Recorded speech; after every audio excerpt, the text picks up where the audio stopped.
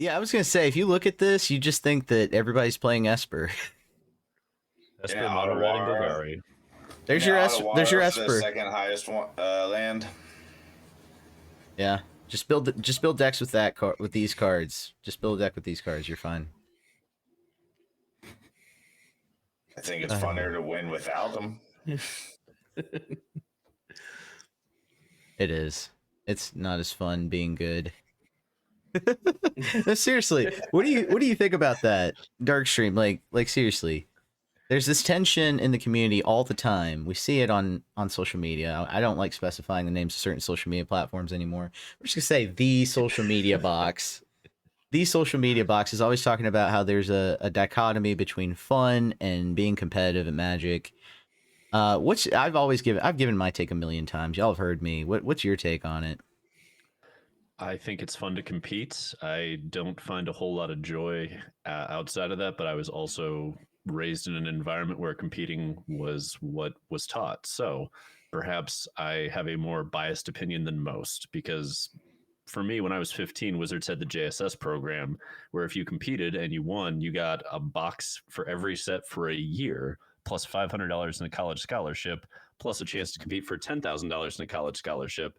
So competing was very beneficial, and you were only like the only people allowed to play in those tournaments were 15, 16 years, like it was kids. Yeah. So usually you just had an old pro hand you a deck and he's like, here you go, you little fucker, have fun with this, go stomp all of them. And then you did, and you got all this money and all this product, and you were like, holy shit, that was easy. And it was kind of wild, and it hooked you. It was such an efficient program at hooking the youth into playing competitive Magic. It got me good. Yeah, so you have a bias towards hardcore.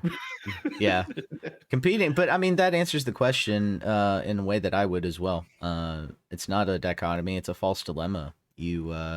Competing can be fun, and I suspect, since my early days, I've always suspected part of the reason why there's such a big, only play casual movement is because nobody ever sat down with these people and like, hey, here's some ways to win. Here's some easy tweaks you can make to your deck building. Here's the fundamentals of doing this. Because I think if they had, man, I think we wouldn't have this overwhelming argument that the two are different. Anyway, that's me. I think a lot of people in Commander, from what I can tell, put their identity into a deck, which is a very odd concept to me because I was taught to flip decks and adjust as need be. I've never looked at a deck and thought, represents who I am. This represents characteristics of me. I've never identified like that, so I've never had that issue. And I can imagine it would be frustrating to identify with the deck that then can't win. Oh, God. So to be fair, where I assume that comes from. To be fair, 2 points. One, there's an increase in people playing Commander who are like, I build 100 decks. I can't help myself. I just have fun deck building. So it's not all that. And to another point, I think you have that in the competitive community as well, right? Remember the article that came out a long time ago? We're still using words like Timmy, Spike, and Johnny to describe ourselves. And I think that's a little bit of that. Like, oh, I'm a control player. I play mono blue. I wear the shirt with the island symbol that says no or whatever. Like, I think you still kind of have that. So I don't know. That's always been a thing. What do you guys think? By the way, welcome to the MTG Rebellion Rebelcast, episode 21.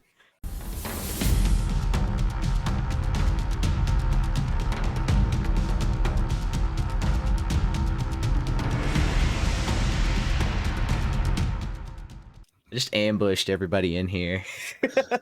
We've been recording. Just threw us right into the fire. I think you think less of my ability to detect these things. If you didn't realize that's if you didn't think that I realized that was going on. Anyway, as far as deck identity goes, you just happen to catch me on laundry day because I wear mono black and I live mono black. Yeah. Yeah, you're definitely somebody that we identify with mono black. I'm always like adding you, whether it's on Twitter or Discord, whenever I'm building anything close to Rakdos or mono black. I mean, if it's got a swamp, then it's representative of me. I can be okay with that, which is why things like a Tomb of Urborg, or however you say it, Orborg, it never sounds right coming out of my mouth. Might just be the Florida thing. I don't know. Anyway. That's fair. But something that turns everything into swamps, all lands into swamps, that's my jam.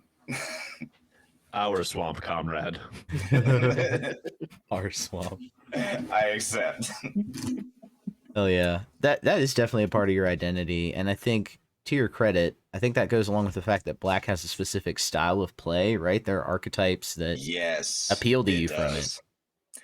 Yes, very true. Like I was actually just trying to play the winning Pia list from September 9th this morning before work, and I was winning, pissing a lot of people off, but it's just not my play style, you know. Like it was very very out of my I guess just normal what I'm used to doing, you know. I mean, having to exile a bunch of my cards to get all these tokens going, like it wasn't something that I'm very familiar with, but fun, you know.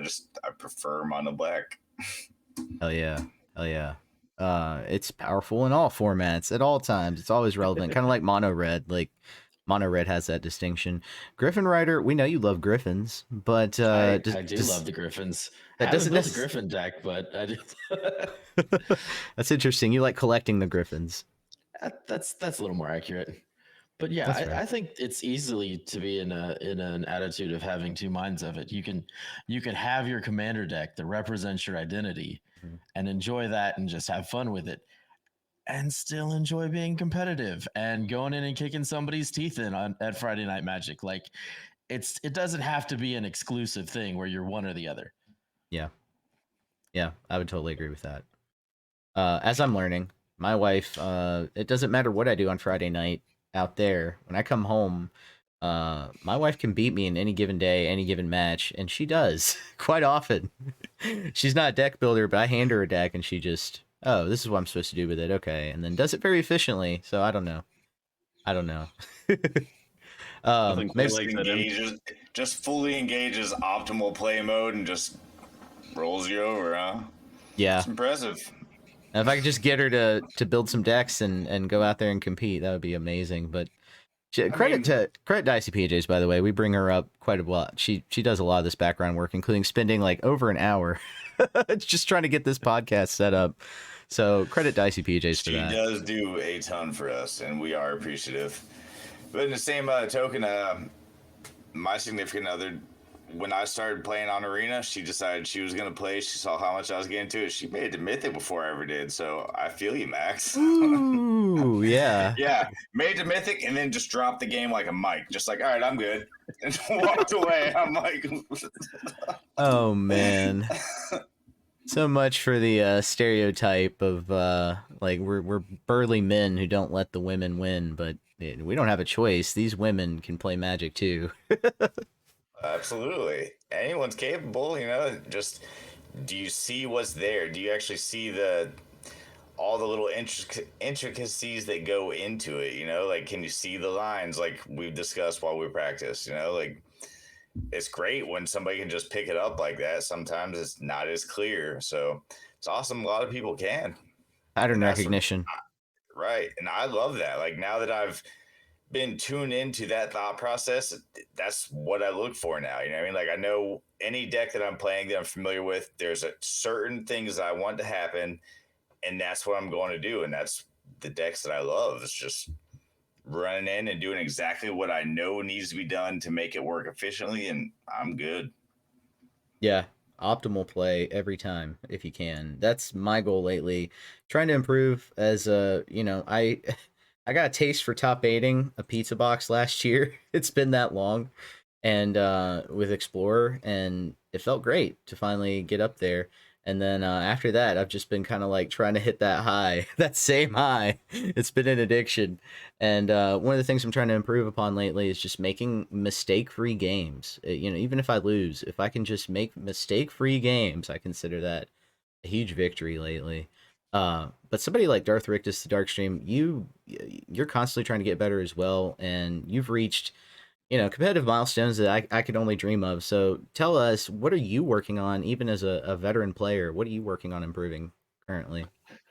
I think for me, it's trying to get behind the theory and figure out what is it that causes week to week these shifts. What is it that I need to be looking for? What patterns can I start to identify now that I've been playing this game for almost 20 years competitively? because when you're starting out competitively, I think you really look for what's the hot deck. What's that hot piece of tech that's going to push me over the edge? Can I break the format for 1 week?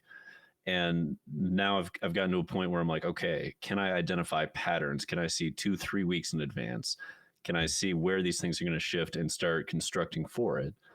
And I mean, if you really, when you get to the upper echelon, the highest echelon of competitive play, and especially in like eternal formats, it stops even being about seeing which deck's going to come out on top and realizing that over the course of, let's say, 4 straight weekends, one archetype is going to be good for one of those 4 weekends. So you need to hit all 4 tournaments and you need to learn to play one archetype flawlessly so that you have a maximum chance of hitting top 8s and pushing through, because you're not going to be able to necessarily predict on those. You know, these eternal formats, some of them, they just shift based on region. You know, and I think that was very evident with Modern, where you like the Midwest, we have fucking Tron everywhere. You know what I mean? It is everywhere in the Midwest. But if you get outside the Midwest, Rakdos Scam was a much bigger portion over on the coasts. So you have these regional differences, and you have to sort of account for those and then translate it when you go to national and international events. And it's just a very different feel. Yeah, and while you're talking about that, I was just flipping through the different tournaments lately. We, by the way, no secret, we record our State of the Meta videos on Mondays, and we just recorded one for tomorrow. So come check that out. Premiere tomorrow at noon Eastern Standard Time. But one of the things we talked about is how meta shifts from place to place, like you just said. You look at the Japan Open, and you're going to have a different top 8 than you do at, say, the Pizza Box, than you do at, you know, a Spanish MTG tournament. It's interesting to see how the metas develop in different regions and locations, even in an internet age where we have access to all this information, all this data. I wanted to ask you real quick one more question before we get to sort of back to talking to about Wilds of Eldraine and Wilds of Eldraine Standard.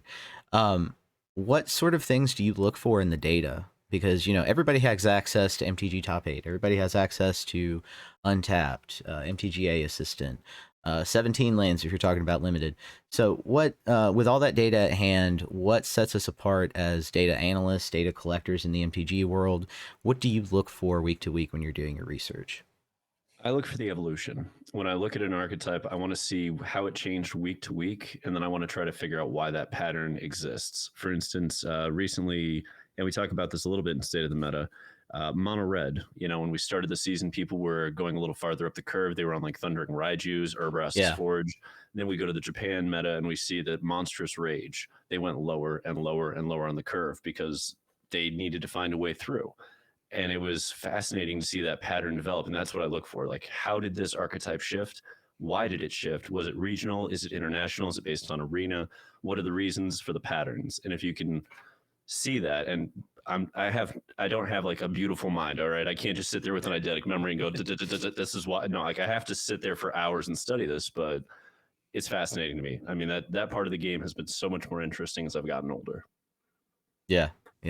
And by the way, I love working with you on this and learning from you because a lot of these applications of data sets, people don't even really think about or glance at. They just, you know, your typical MTG player isn't focused around that level of research. They're just really trying to look for the one deck that can crush their, you know, kitchen table friends or their local LGS on Friday night and move forward. And so to try to take in all this data, to try to look at the whole forest and not focus on the trees, ADD style like I do. Not just build every deck and try to play everything like I do, but to actually sit down, see what works, apply what works, take away what doesn't, and go through that fine-tuning process is a little bit different level of play, I would say, than your typical sort of MTG player. But nonetheless,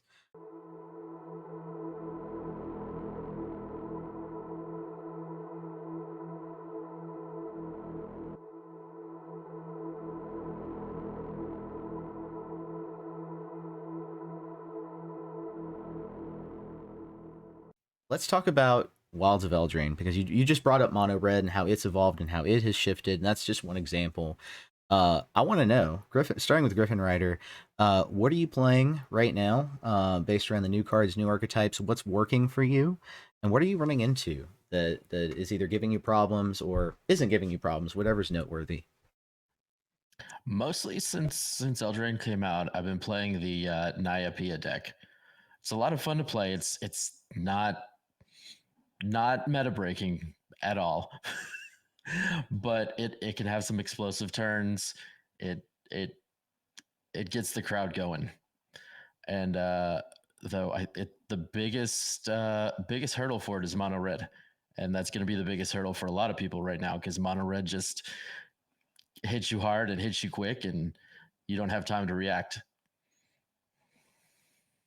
Yeah, Mono Red is definitely upper echelon, and that's no fun for me. I'm having flashbacks to Throne of Eldraine already, but Come full this circle with it.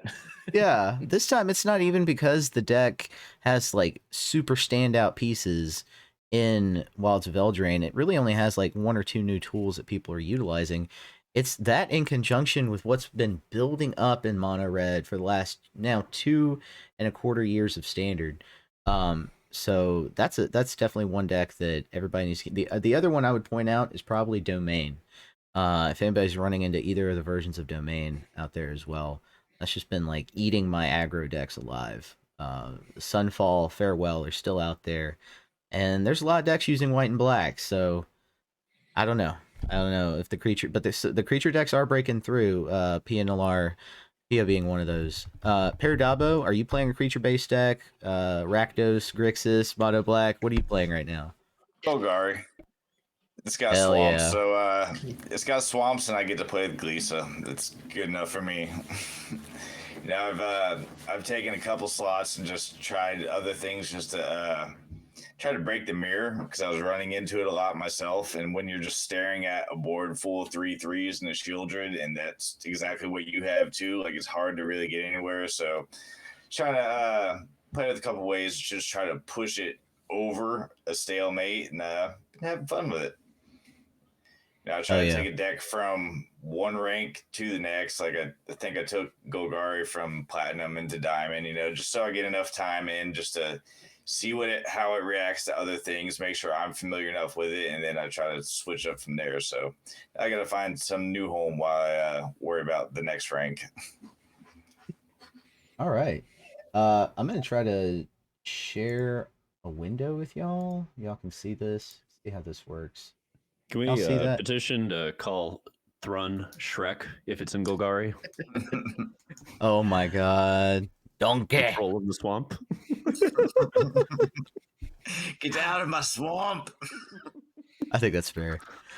There's a couple of you were just mentioning slotting around different things in Golgari. There's a couple of cards here that I don't want to say hot takes or controversial, but there's certainly some arguments, some back and forth. Talk to us about the tortoise. The number one, I know Darkstream probably doesn't want to talk about the tortoise, but talk to us about the tortoise. Are you using the tortoise in Golgari? No, okay. Not in my Golgari. I like the card, but I don't think this is this place for it. I just really don't. It's a fun card. Like I'm running it in the Sultai I talked about last week, just because I want to swing with lands, and if you kill my lands, then you're just gonna pump my Slowgurk, so I really don't care. And then when you kill my Slowgurk, I'll just get my man lands back anyway. So it's really not a problem in that deck. But something like this, I don't understand. Other than you're worried about a board wipe, so you'd have cheaper man lands, or you're worried about 1-for-1 takes. I don't know. I think it's the Misery ramp. Shadow in here though. Yes, That's something I've been meaning to slot in just for opposing Mosswoods and opposing underdogs. I like more than one copy of the Shadow though, unlike this deck, because if you have two out at the same time and they can only block one, like they're eating all that damage either way. But this one, I presume the tortoise is for ramp because I see this build has Nissa. I see it has Virtue of Persistence, so perhaps they're trying to get to 7 with it. I don't know. Talk to us about, or you're not doing that. You're not doing that ramp game plan, so you probably don't have Nissa in there. Are you using Virtue of Persistence? As a one of, Okay. I don't know. I'm big on instant speed. Like sorcery speed is really just leery for me. I want to be able to react when I know I can react without them having any say in it. So I prefer my instant speed removal. And as far as Nissa goes, No, but I was slotting in different ways to get trample. Like I tried Hmm. the Huntsman Redemption, Hmm. which is sort of nice. You get a tutor on 2, and then on 3 you're pumping some things, and that'll break through a mirror line, you know. Or I even tried slotting in the Doomscar Warrior, which helps with a little bit of draw, gives you trample, and keeps the creature pumped. Yeah. So, you know, just trying a couple random things, seeing how well they work, and with moderate success.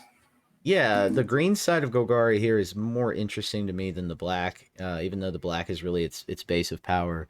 One other card I'm thinking about and toying with is Deeproot Wayfinder, 2-drop slot, because you do flip things over, so there's the potential for Blossoming Tortoise eventually, or for things in the graveyard to come back with Virtue of Persistence. So yeah, there's different ways of going about this.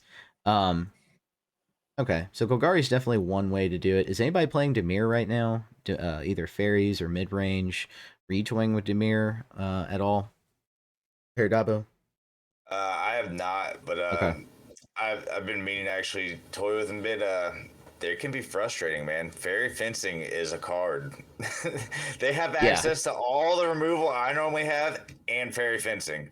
Like that is it's a hard wall to breach if they get it right. Yeah, that's one card I want to highlight today. You kind of stole my thunder there. Fairy Fencing, I don't know why that's not a 4 of in all these lists. I know that Darth Rictus, you and I have at least toyed with Dimir Fairies, talked about what the best build is. What is the best build of Dimir Fairies? 4 Fairy Fencing, 4 of the Sleep Cursed Fairy. I like to have at least 2 or 3 copies of Obira because that drains the opponent. Halo Forager I'm starting to see in there. What form does this deck take? Is it a creature based list, or is it trying to tempo? Is it trying to have those recursive instant speed cards? What's going on with this deck? So this is very much not the build I would aim for. I've Hmm. built a very different iteration, and I like the Fairy Dream Thieves to go with the Sleep Cursed Fairy. If you're aiming for Fairy Fencing as a 4 of, if you're aiming for Ego Drain, these typal fairy spells, I think it's important that you have at least 16 fairies, if not more.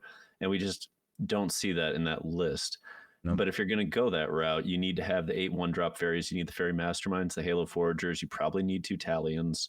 And I don't really want Shieldred in the list because these Halo Foragers in that list are 4-drops. You're playing them on 4 because you're going to have either Fairy Fencings to recur, Cut Downs to recur, Duress to recur, or Ego Drain. But it allows Halo Forager to turn into kind of a weird Snapcaster with evasion, and it maximizes the abilities that it has. So that's where I would go if I'm going to go into fairies. Is it actually strong enough? I don't know. Your individual creature power is much lower than I want it to be, but at the same time, Sleep Cursed Fairy is a hell of a card.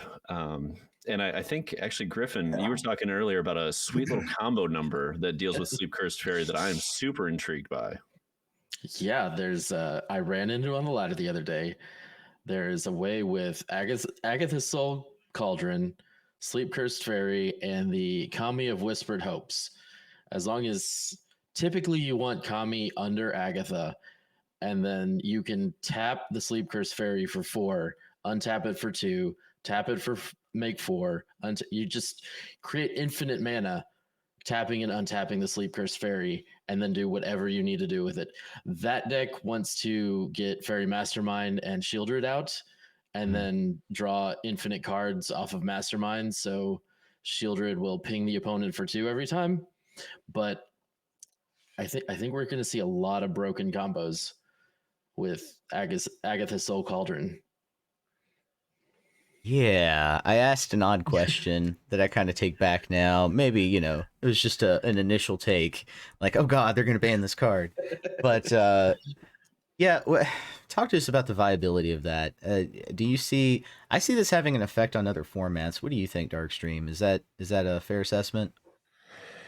I don't know that it'll go much past modern, but I could see it going that far back. When you get to Legacy and Vintage, there's just better things to do with 2-mana artifacts, and also artifacts are really easy to hate out because, especially Vintage, you have all the Moxen. So like Okay. everybody's running artifact hate, null Yeah. rods everywhere, shit like that.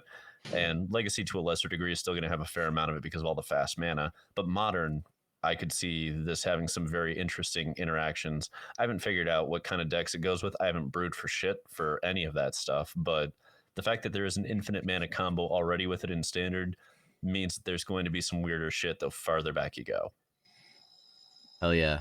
In modern, it's already showing up in Yawgmoth, which wants a bunch of creature effects, and in Hardened Scales, which lives off of +1/+1 counters. Oh yeah, and Yawgmoth, you'd get the young wolf effect for. Okay, I see what you're talking about. Yeah, that'd be wild. See, on the spot, we're just continuing to come up with ideas on this. All right, hell yeah. So Agatha Soul Cauldron, we're gonna call that the card of the week. I don't know. We should have a card of the week segment. So let it be written. Let it be written. It will be next week. There'll be a graphic and everything. Darkstream, what are you brewing right now for funsies? I mean, for me, fun is competing. So I am actually working on a Golgari deck that is a little farther outside the norm. And instead of using the dreaded Turtle of Death, I am over on Rankle's Prank and trying to figure out if that is actually a decent card. And I have a feeling it is. So that's the card I'm trying to break right now with Golgari Aggro. And the point of this card is that it has so much more reach than I initially anticipated. Shout out to a member of our Discord, Salt Miner Chad, for bringing this to all of our attention and kicking my teeth in a few times with it for me to really understand the viability of it. But it is really strong. If you play Lord Skitter on turn 3 and you wait till turn 4 main phase 2, the sack 2 creatures has no drawback to you because you got 2 free creatures from Lord Skitter. I don't know that a lot of people understand just how excellent this is going to be against Esper Legends, where they're all about ward, they're all about just curving out, and on curve you can go, all right, let's just remove one of your threats, play a Lord Skitter maybe, and then Rankle's Prank. Now the board resets. I have Lord Skitter. You have nothing. They lost all their momentum. Their Rafine's dead. If they played Shelly because they were on the play, that's dead. If they didn't, then they're 2-drop, 3-droppers. It's kind of insane how much tempo you can get. And if they're down to a couple cards in hand, you just wipe them out and turn them into top deck mode. This is also important to me because Domain, the game plan against Domain often falters. This has an insane amount of reach against Domain. If you go hyper aggro with your build, you get those Mosswood Dread Knights into Lord Skitter kind of scenarios. Even if they go turn 5 invasion, let's get the nut draw, Cemetery Desecrator, flip everything. You're still able to go, okay, sack both those creatures, discard the rest of your hand probably at that point, lose 4 life, and let's start playing again. Like it gives you a way to deal with the Friction Flesh Gorgers, the Atraxas, all those giant threats on the top end, while still advancing the board position, wiping out what's left of their hand, and costing them 4 life. So it's versatile, it's interesting, it doesn't have a ton of bad matchups. Mono Red is one of them. You would cite it out in Mono Red for reference. Okay. All right. That answers my question, which was, I originally thought of this card as just a sideboard card against specific situations, like a very situational niche card, sort of like the original Rankle. But you're calling to mind scenarios against specific decks where this hits the hardest, and that would be decks with high value creatures such as Esper Legends and Domain. Okay. All right. Well, damn, I learned something new every day.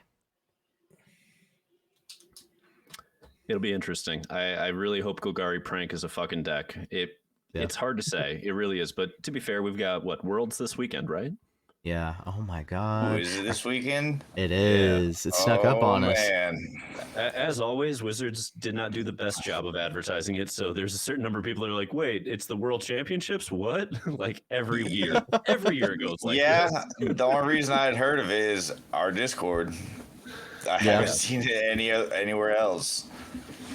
And for me, that's like the Super Bowl, like I sit down for 3 days with some, fun drinks, etc., and just chill and watch and enjoy because God, they're way better than I am. It's fun to watch people play at that level to me. Yeah, and coverage team isn't that bad either, especially in recent years. I think they do a pretty good job with the coverage and the production quality recently too. They definitely try to spend on that event, and I think it's in Vegas, right? Where we won't be. Right? None of us. Don't look for us there. True. It's true.